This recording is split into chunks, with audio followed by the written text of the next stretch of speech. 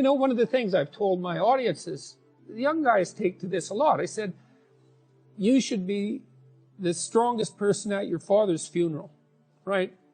Well, that's something to aim for. It's a transition, a generational transition, and it means that, well, all the people around you are suffering because of their loss. They have someone to turn to who can illustrate by their behavior that the force of character is sufficient to move you beyond the catastrophe. And you need that.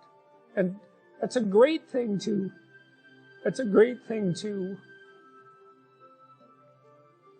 hypothesize as your aim. And happiness just evaporates as irrelevant in light of that sort of conceptualization. The internal problem is, how do you deal with tragedy and malevolence? And you can say, well, I'm not prepared. It's like, yeah, fair enough.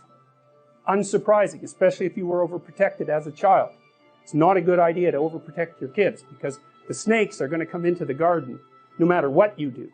And so then you, instead of trying to keep the damn snakes away, what you do is you arm your child with something that can help them chop them into pieces and make the world out of them. So that the trick for human thriving in the face of suffering and malevolence is strength, not protection.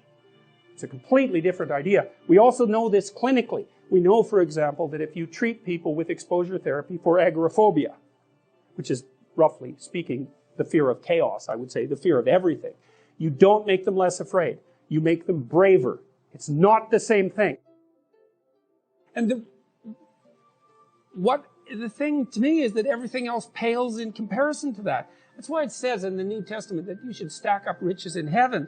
It's like there isn't anything better than that. You know, you're functioning well, your family's functioning well, you're contributing to your community.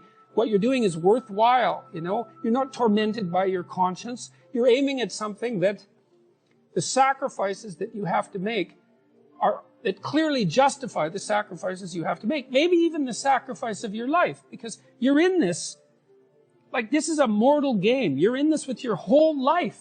And you'd think that what that would mean, at least in part, is that you need to find a game to play that's of sufficient grandeur and nobility so that perhaps even the fact that mortality is built into the structure now becomes justifiable. I mean, it's a hell of an ambition, but it doesn't seem to me to be something that's impossible. I think you can live your life enough so that it justifies itself despite its limitation. That's the real question.